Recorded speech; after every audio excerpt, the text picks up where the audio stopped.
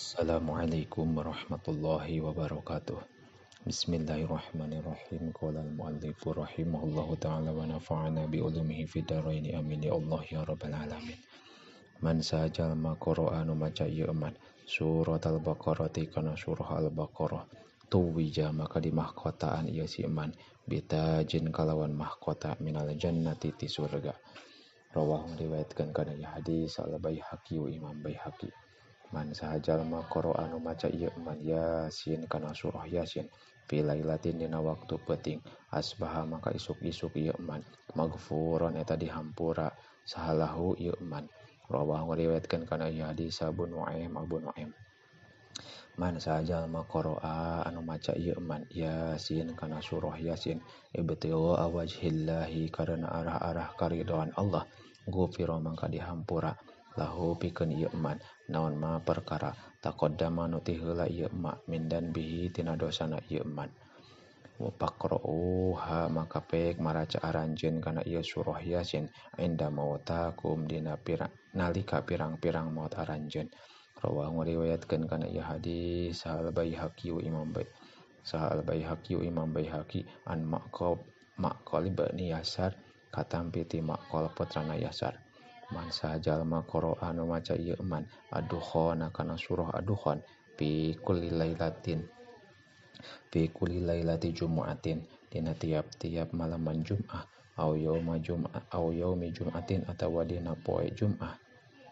Bana maka ngadegkeun sallallahu Gusti Allah lahu pikeun ieu eman baitan kana hiji gedong fil jannati nu aya di surga. Rawahu riwayatkeun kana ieu hadis at-Tabrani Imam Tabrani an Abi Umamah katampi ti Abi Umamah.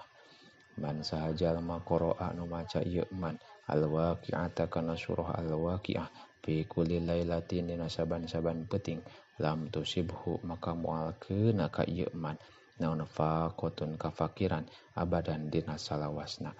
Rawahu ngariwayatkeun kana ieu hadis al-Baihaqi Imam Baihaqi an Ibnu Mas'ud katampi ti Ibnu Mas'ud.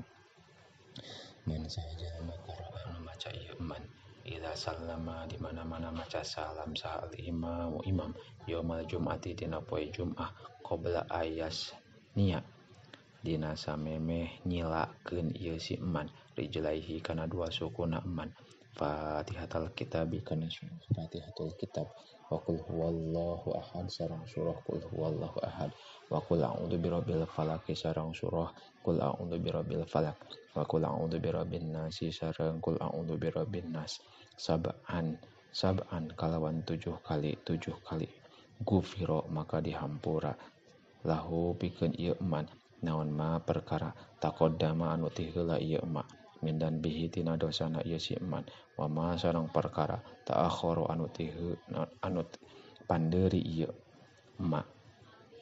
Rawahu riwayatkeun kana ieu hadis Abul As'ad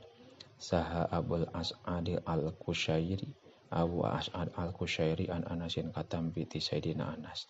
Man sahajal ma qura'a anu maca ieu si eman al-Qur'ana kana Qur'an palias ali maka pek menta ieu eman Allah ka Gusti Allah bihi kalawan sabab maca Qur'an fa innahu mangka sayaktosna kalakuan sayaji'u bakal datang naon aqwamun pirang-pirang kaum yaqra'una maraca ieu kaum al-Qur'ana kana al-Qur'an yas'aluna hana menta ieu kaum bihi kalawan Qur'an annasa ka jalma-jalma.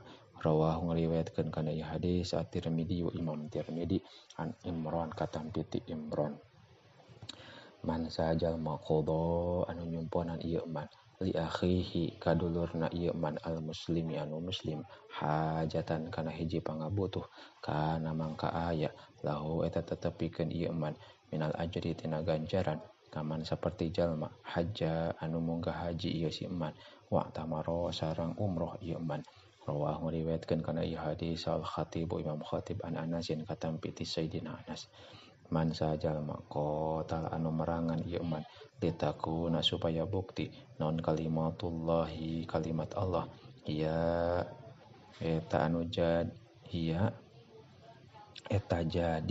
ieu kalimah al-ulia eta anu luhur bahwa mangka ari ieu eman fisabilillahi eta tetep di jalan Allah.